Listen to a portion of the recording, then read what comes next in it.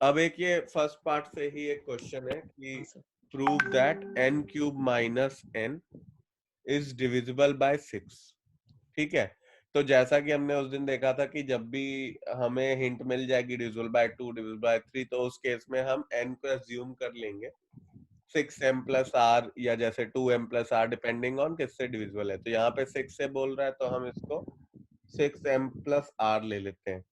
अब मानो जब r 0 है तो n क्या हो जाएगा 6m। ठीक है, अब तुम्हें नंबर क्या देखना है, n cube minus n is divisible by 6। तो n क्यूब माइनस n को थोड़ा सा दिमाग लगाओ, n कॉमन निकालो तो बचेगा n square minus one. n square minus one को स्प्लिट कर लो n plus one into n minus one में। अब n की वैल्यू डाल दो, n क्या निकला 6m, और n क्या है 6m प्लस वन और 6m माइनस वन। ये डिविजिबल बाय 6 है। तो पहला r इज इक्वल टू 0 पे डिविजिबल बाय 6 आ गया, फिर r इज इक्वल टू 1 पे n क्या हो जाएगा 6m प्लस वन। तो अब देखो n की वैल्यू मैंने डाली 6m प्लस वन, और n प्लस वन में वैल्यू डाली तो आई 6m plus one 6m plus to. n minus one में डाली तो 6m plus one minus one 6m बन गया, ये भी डिविजल बाय 6 आ गया। ठीक है, अब जब तुम r को 2 डालोगे तो n हो जाएगा तुम्हारा 6m प्लस टू। अब देखो यहाँ पे इसमें अब थोड़ी सी ट्रिक लगेगी, ये हो गया 6m प्लस टू, ये हो जाएगा 6m प्लस थ्री, क्योंकि 6m n को डालोगे तुम 6m plus to, so 6m plus two plus one 6m plus three हो जाएगा, और हो जाएगा 6m प्लस वन। अभी ये डिविजिबल बाय 6 आ ही नहीं रहा। तो अब इस केस में अपन क्या करेंगे, इस वाले फैक्टर में से 2 कॉमन निकाल लेंगे, इसमें से 3 कॉमन निकाल लेंगे। तो मैं क्या कह सकता हूँ 2 इंटू 3m प्लस वन और 3 into 2m plus one into 6m plus one. अब ये डिविजिबल बाय 6 हो गया 2 सर आप इंटू एक बार रिपीट कर सकते हो, डिस्कनेक्ट हो गया था। हाँ, मैं ये बोल रहा हूँ कि हमने n क्यूब माइनस n देखा, उसको हमने सिंप्लीफाई करके लिख दिया n into n square minus one which is n plus one into n minus one. फिर मैंने पिछली टर्म में देखा था कि जो भी हमारा नंबर लेंगे वो हमें जो भी दिया होगा, जैसे डिविजिबल बाय 2 डिविजिबल बाय 3, तो हम क्या करेंगे n को लेंगे bq प्लस r इस केस में, क्योंकि डिविजिबल बाय 6 है तो हम b को 6 से लेंगे, r तो हमारा 0 से 5 तक रहेगा। तो नंबर हमारा n हो गया 6m प्लस r। जब r 0 है तो नंबर हो गया 6n, तो मैंने 6n को लिया और यहाँ पे पुट कर दिया। ठीक है, n की जगह 6m रखा, फिर n प्लस वन की जगह 6m plus one, n minus one की जगह 6m माइनस वन। इनको देखा तो हमने बोला कि भाई ये तो 6 से डिविजिबल ही है, क्योंकि 6 इंटू समथिंग है तो 6 से डिविजिबल तो हो गई। फिर हमने बोला चलो r की वैल्यू 1 लेते हैं, ये केस 1 था, फिर केस 2 पे आया, r की वैल्यू 1 ली, n आया 6m plus one, 6m plus one put करा यहाँ पे देखो, तो हो गया 6m प्लस वन। फिर 6m प्लस वन में 6m n प्लस वन में 6m plus one 6m plus two आ गया, और n माइनस वन में 6m plus one minus one 6m हो गया। अब ये नंबर भी 6 से डिविजिबल है क्योंकि यहाँ पे 6 एक फैक्टर है। फिर हमने कहा r इज इक्वल टू 2 लेते हैं, थर्ड केस, n की वैल्यू हो गई 6m प्लस टू। अब 6m प्लस टू में मैंने क्या करा, जहां पे n की वैल्यू आ गई 6m plus to, n plus one हो गया 6m plus to, n minus one हो गया 6m प्लस वन। अब इसमें से देखो 2 कॉमन आ सकता है, इसमें से तो मैंने लिख दिया 2 into three m minus one, 3 into two m plus one, और इंटू 6m प्लस वन, यहाँ पे लिख दिया 6m प्लस वन। अब ये 2 3 जा 6 हो गया, ये भी डिविजिबल बाय 6 हो गया। अब नेक्स्ट मैं क्या करूंगा, r इज इक्वल टू 3 देखता हूँ उस पे क्या है, डिविजिबल आएगा कि नहीं, और r इज इक्वल टू 4 और 5 वाले दो भी केस स्टडी करता हूँ, बाकी बचे तीनों केस। ठीक है, तो ये थोड़ी सी जगह यहाँ पे बना लेते हैं। अब देखो मैं नेक्स्ट केस ले रहा हूँ which is r is equal to 3।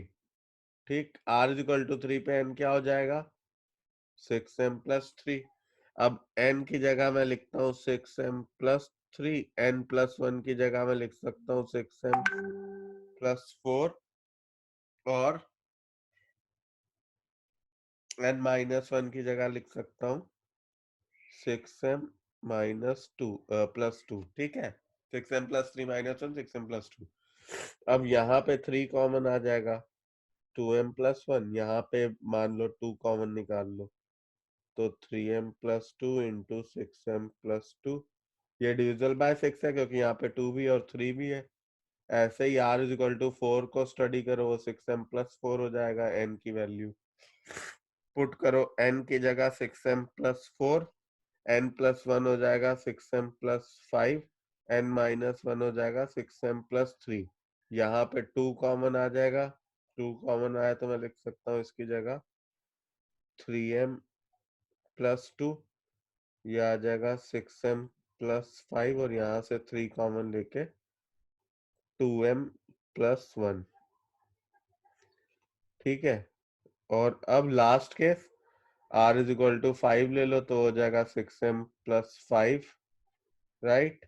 6m plus 5 हुआ, तो अब जहां जहां पे n था वहां वहां पे मैं 6m प्लस 5 रख देता हूँ, देखते हैं क्या आता है।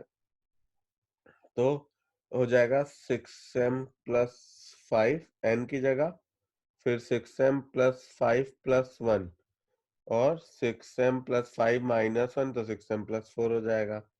ये तो 6m प्लस 5 ही रहा, यहाँ पे ये 5 प्लस 1 6 हो गया, 6 कॉमन ले लो, बचा m प्लस 1 और इंटू 6m प्लस 4, यहाँ पे भी 6 आ गया।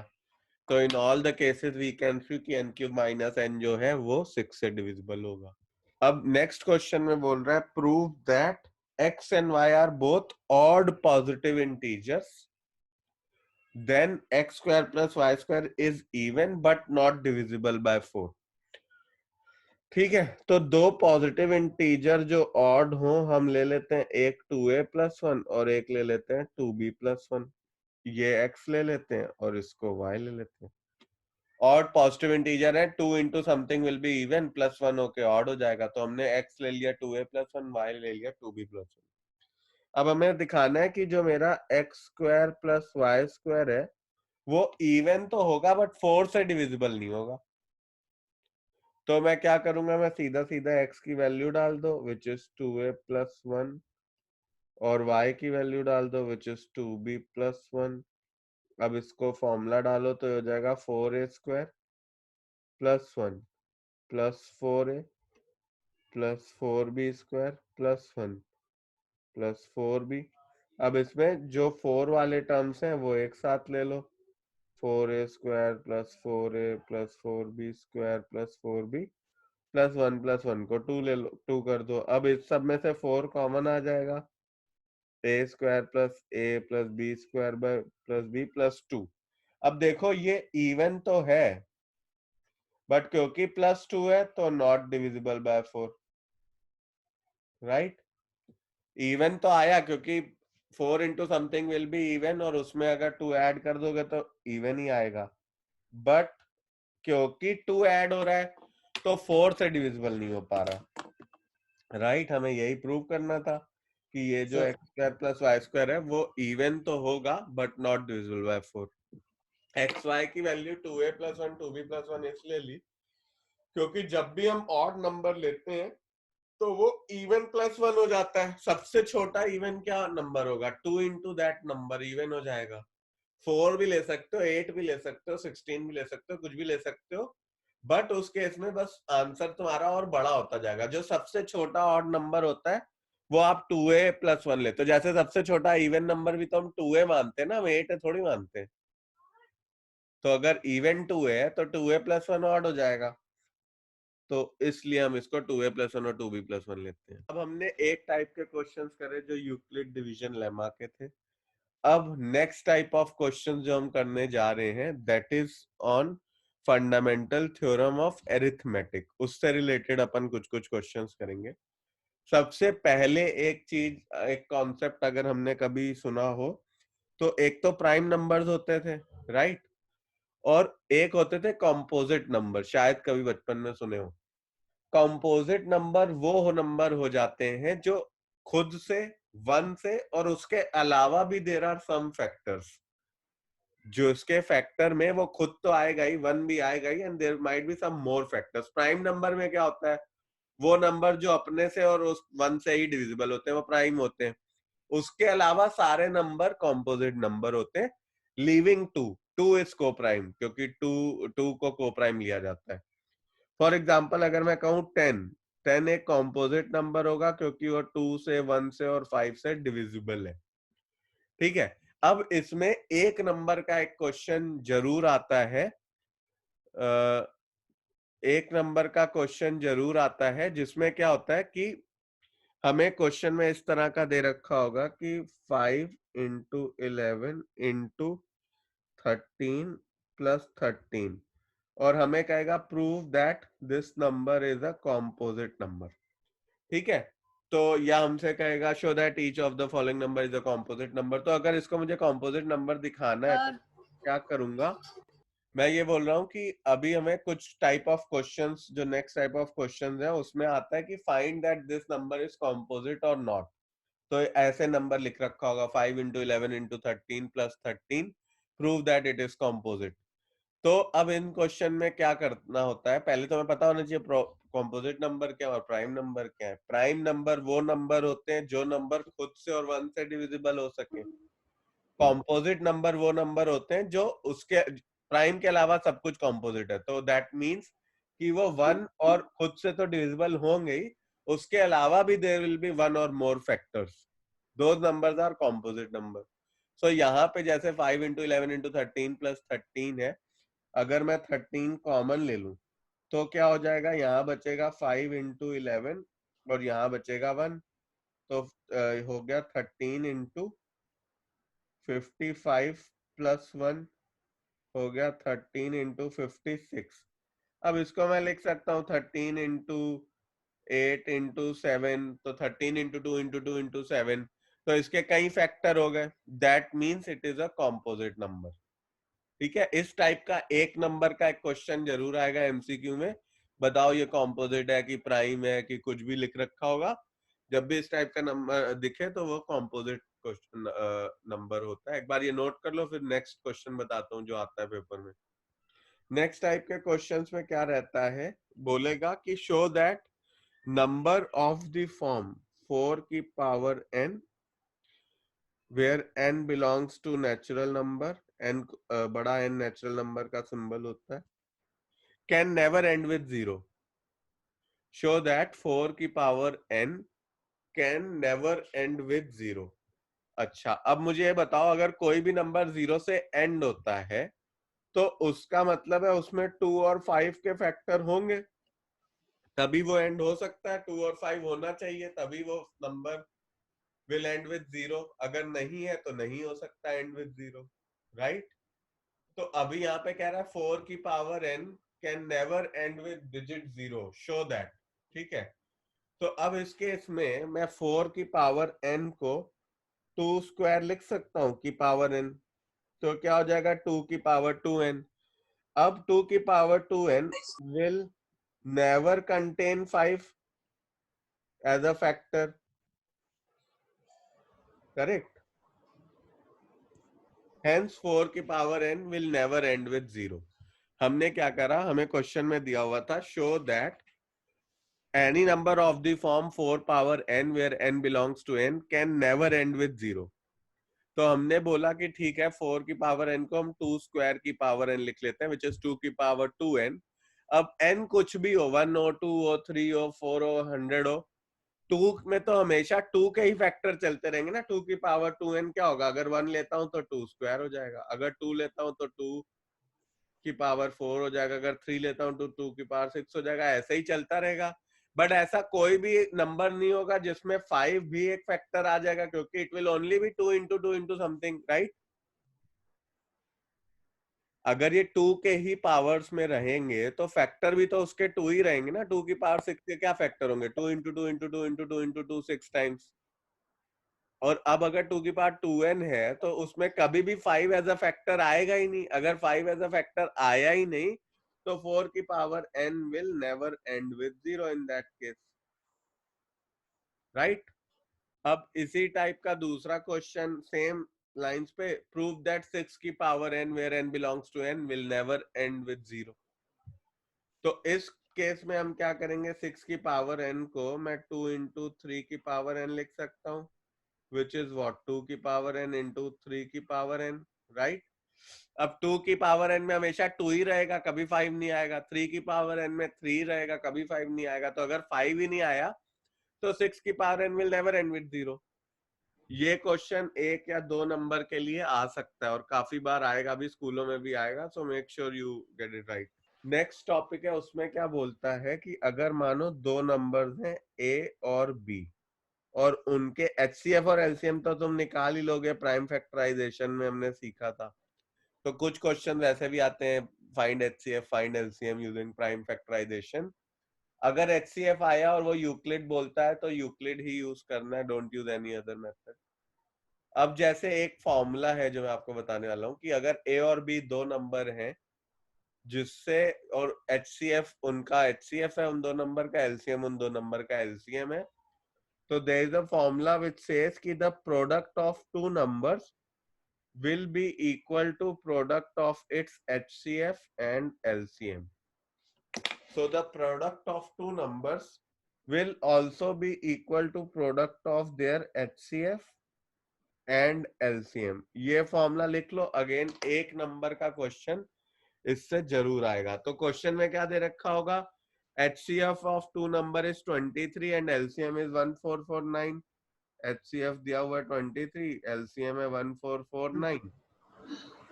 If one of the number is 161, find the other number। तो अब इसमें से तुम b निकाल सकते हो इजीली। b क्या हो जाएगा, ये पूरा डिवाइड करोगे, b की वैल्यू सॉल्व करोगे तो 207 इसका सेकंड नंबर आ जाएगा।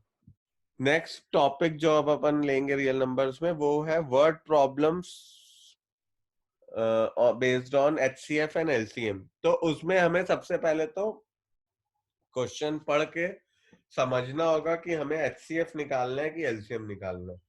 निकाल किसी भी मेथड से सकते हो तुम, but you have to first see कि एचसीएफ निकालना है कि एलसीएम निकालना है। फॉर एग्जांपल जैसे एक क्वेश्चन है, find the largest number which divides 245 and 1037। Find the largest number which divides 245 and 1037 leaving remainder 5 in each case. ठीक है, लार्जेस्ट नंबर बोल रहा है तो एचसीएफ होगा। क्वेश्चन में काफी बार एक्सप्लिसिटली मेंशन्ड होगा, जैसे इस केस में बोल ही रहा है लार्जेस्ट नंबर, तो मतलब हाईएस्ट कॉमन फैक्टर निकालने। और कभी कभी वो लीस्ट की बात करेगा, मिनिमम की बात करेगा, कितनी देर में, जैसे एक घड़ी है उसके एक पॉइंट से मिनट आर्म और आर आर्म मूव करता है, कितनी देर में वापस एक उसी पॉइंट पे आ जाएगा। तो मिनिमम नंबर कितनी देर मिनिमम में वो वापस उस पॉइंट पे आ जाएगा। तो in those cases we have to find LCM. LCM के केस में कभी कभी एक्सप्लिसिटली लिख के देगा कि लीस्ट या मिनिमम बोलेगा तो आपको एलसीएम निकालना है, कभी कभी इम्प्लिसिटली भी होगा। विल डू सम क्वेश्चन जो आपको दोनों ही चीज क्लियर कर देंगे। फिलहाल इस क्वेश्चन में बोल रहा है find the largest number which divides 245 and 1037 and leaves remainder 5 in each case. अगर दोनों ही केस में 5 रिमाइंडर आ रहा है तो आप 5 माइनस कर लो इससे, यहाँ 240 आ जाएगा, यहाँ 5 माइनस करो तो 1032 आ जाएगा। अब 240 और 1032 का आप एचसीएफ निकाल लो, वही आंसर है, वही हाईएस्ट कॉमन फैक्टर है, वही दोनों चीजों को डिवाइड करेगा एग्जैक्टली, राइट। तो प्राइम फैक्टराइजेशन से करना है उससे कर लो, यूक्लिड से करना है यूक्लिड से कर लो। प्राइम फैक्टराइजेशन शायद इजी पड़ेगा तो आप उससे भी कर सकते हो। तो जैसे 240 को मैं लिख सकता हूँ 2 की पावर 4। आई बिलीव ये तो तुम्हें आता ही है इसलिए मैं बता नहीं रहा हूँ, बट अगर नहीं आता तो प्लीज स्पीक अप। ये करना तो आता है ना, 230 2155331, ये यस सर। 4 into 3 into 5। ऐसे ही जब 1032 को करोगे तो तुम्हारे पास आ जाएगा 2 क्यूब इंटू 3 इंटू 43। अब जो HCF हो जाएगा वो क्या हो जाएगा, सब में कॉमन क्या है, 2 क्यूब और 3, मतलब 24 is the largest number which divides 245 and 1037 leaving remainder 5 in each case. अब नेक्स्ट क्वेश्चन में बोल रहा है 2 tanks contain 504 and 735 litre of milk. तो एक टैंक है टैंक 1, उसमें 504 लीटर है। दूसरा टैंक है टैंक 2, उसमें इतना लीटर ऑफ मिल्क है। Find the maximum capacity of container which can measure the milk of either tank an exact number of times। मतलब अब एक इसमें छोटा कंटेनर है जिससे हम मेजर कर रहे हैं कि चलो 1 बाल्टी इसमें दूध है, 2 बाल्टी दूध है। हाउ मच, मतलब there is one container, find the maximum capacity of container which can measure the milk of either tank an exact number of times। Question में बहुत स्पेसिफिकली बोल ही रहा है find the maximum capacity of container. Maximum capacity पढ़ते ही मैं समझ गया कि भाई यहाँ तो एचसीएफ निकालना है। एचसीएफ निकालने के लिए हम क्या करेंगे, अपना प्राइम फैक्टराइजेशन यूज करते हैं। 504 के फैक्टर लिखेंगे, वो आ जाएगा 2 क्यूब इंटू 3 स्क्वायर इंटू 7, है ना। और ऐसे ही 735 के करेंगे तो वहां आ जाएगा 5 इंटू 3 इंटू 7। अब आप देखो इनमें से कॉमन फैक्टर उठाओ तो HCF मेरा हो जाएगा 7 इंटू 3 विच इज 21। तो कंटेनर जो होगा मेरा 21 लीटर का होगा, जिसको अगर मैं यूज करता हूं to measure the volume in tank 1 and tank 2 so that exact number of times में पता चल जाए, तो दैट इज 21 लीटर का कंटेनर। अब ये वाला जो क्वेश्चन है, नेक्स्ट 2 क्वेश्चन जो अपन करेंगे they are very very important. So आप लिख भी लो जहां पे भी आप मार्क करते हो कि या तो जहां पे भी नोट कर रहे हो वहां पे लिख लो, या अलग से कहीं लिखते हो तो वहां लिख लो कि दीज आर वेरी इंपॉर्टेंट, और इससे क्वेश्चन आने के बहुत चांसेस हैं। So the question is a sweet seller has 420 काजू बर्फीज एंड 150 बादाम barfi. He wants to stack them in such a way that each stack has same number and they take up the least area of the tray. How many of these can be placed in each stack? How many stacks are formed? देखो अभी अब इसमें वो कहीं पे भी explicitly नहीं बोल रहा कि मैक्सिमम निकालना है, बट इम्प्लिसिटली आ रहा है। एक बार मैं फिर से क्वेश्चन पढ़ता हूं तो it will be very very clear to you. A sweet seller has 420 badam kaju barfi and 150 badam barfi. काजू बर्फी है 420, बादाम बर्फी है 150। He wants to stack them in such a way that each stack has the same number and they take up the least area of the tray. अब उसको ये एक tray है, इसमें स्टैकिंग करनी है, मतलब ऐसे लगानी है बर्फी एक के ऊपर एक के ऊपर एक, राइट, कि मिनिमम एरिया ले और ईच स्टैक में सेम नंबर ऑफ बर्फी हो। जैसे ही उसने बोला कि मिनिमम एरिया में ये हो जाना चाहिए, इसका मतलब वो चाह रहा है कि मैक्सिमम एक स्टैक में हो बर्फी, तभी होगा ना मिनिमम। अगर मैक्सिमम मैं एक में कर पाऊं तभी तो मेरा एरिया मिनिमम यूज होगा। ठीक है, दैट मीन्स मुझे इनका HCF निकालना है।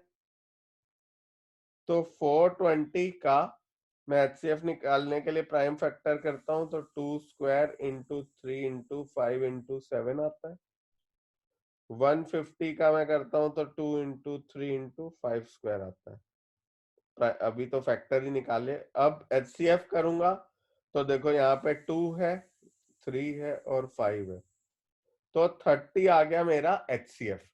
हर स्टैक में 30 बर्फी होगी क्योंकि 30 is the maximum number which divides के काजू बर्फी एंड बादाम बर्फी एग्जैक्टली। ठीक है, उससे कम में भी हो जाएगा बट इससे ऊपर में नहीं होगा। तो 30 इज द मैक्सिमम नंबर जो दोनों को एग्जैक्टली डिवाइड कर रहा है। अब वो नेक्स्ट पार्ट में बोल रहा है how many stacks are formed. तो स्टैक्स कितने होंगे, एक तो काजू बर्फी के स्टैक होंगे प्लस बादाम बर्फी के स्टैक होंगे।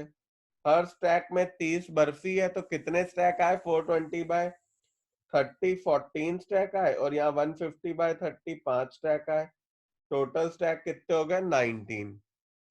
अब जो क्वेश्चन है वो एलसीएम वाला एक करते हैं तो और थोड़ा बेटर आइडिया लगेगा। क्वेश्चन में बोल रहा है Ravi and Shikha drive around a circular sports field. ये एक सर्कुलर स्पोर्ट्स फील्ड है, रवि और शिखा जो है यहाँ पे ड्राइव कर रहे हैं। Ravi take 16 minutes to take one round, मतलब रवि यहाँ स्टार्ट हुए 16 मिनट में यहाँ पहुंच गए। Shikha completes a round in 20 minute, ये थोड़ा धीरे चलाती है तो ये 20 मिनट्स पहुंच रही है। If both start at same point, अभी ये यहाँ से स्टार्ट हुए दोनों साथ में, and at same point same time and go in the same direction. ठीक है, रवि और शिखा ड्राइव स्टार्ट करते हैं सेम पॉइंट से, सेम टाइम पे एक ही डायरेक्शन में जाते हैं। तो after how many time will they meet at starting point? After how much time will they meet at starting point? अब देखो इम्प्लिसिटली है, मिनिमम कितनी देर बाद वो वापस एक साथ मिलेंगे, यही पूछ रहा है ना। मिनिमम वो लिख नहीं रहा, बट वो कह रहा है after how much time will they meet at the starting point. ठीक, तो अब मुझे इस केस में क्या निकालना है, मुझे एलसीएम निकालना है 16 का और 20 का। 16 क्या हो गया 2 पावर 4, ये क्या हो गया 2 स्क्वायर इंटू 5, तो एलसीएम मेरा क्या आ जाएगा 2 की पावर 4 इंटू 5 विच इज 80। तो अब after 80 minutes they will again meet each other at the same point. अब नेक्स्ट पार्ट में क्या है, हम लोग को कुछ फ्रैक्शन को मैं देख के बता सकता हूँ कि वो टर्मिनेटिंग है कि नहीं। टर्मिनेटिंग डेसिमल तुम्हें पता है क्या होता है, अगर मैं 1/2 निकालूं 0.5 आएगा, इट्स अ टर्मिनेटिंग डेसिमल। अगर मैं 1/8 निकालूं तो आएगा 0.125, ये भी टर्मिनेटिंग डेसिमल है। अगर मैं 1/5 निकालूं या आएगा 0.2, ये टर्मिनेटिंग डेसिमल है। तो अगर मेरा डिनोमिनेटर में या तो फैक्टर में 2 हो या 5 हो या कॉम्बिनेशन ऑफ 2 और 5 हो, 2 की पावर n हो, 5 की पावर m हो, या कॉम्बिनेशन ऑफ 2 की पावर और 5 की पावर हो, in that case and only in that case my number will be a terminating decimal, else my number won't be a terminating decimal. जैसे 1/15 है, 1/15 को डिवाइड करो तो 1/5 इंटू 3 है। अगर तुम 1/5 15 को डिवाइड करके देखोगे तो ये नॉन टर्मिनेटिंग डेसिमल होगा, भले ही रिपीटिंग हो बट नॉन टर्मिनेटिंग होगा, राइट। टर्मिनेटिंग से मतलब है 2 के बाद 3 के बाद 4 के बाद कहीं तो जाके रुकेगा। अगर रुकता नहीं है, जैसे 1/15 को मैं करता हूं तो 0.66666 चलता रहता है, रिपीटिंग डेसिमल आ जाता है 0.06, सॉरी 0.06। तो अब रिपीटिंग डेसिमल है तो हम इसको फिर 0.67 ऐसे लिख देते थे ना, राइट बार लिख के। तो ये टर्मिनेटिंग तो नहीं है। टर्मिनेटिंग के लिए मुझे डिनोमिनेटर में या तो 2 चाहिए या 5 चाहिए या उनका कॉम्बिनेशन चाहिए। न्यूमरेटर से कोई मतलब नहीं है, डिनोमिनेटर में ये चीजें होनी चाहिए।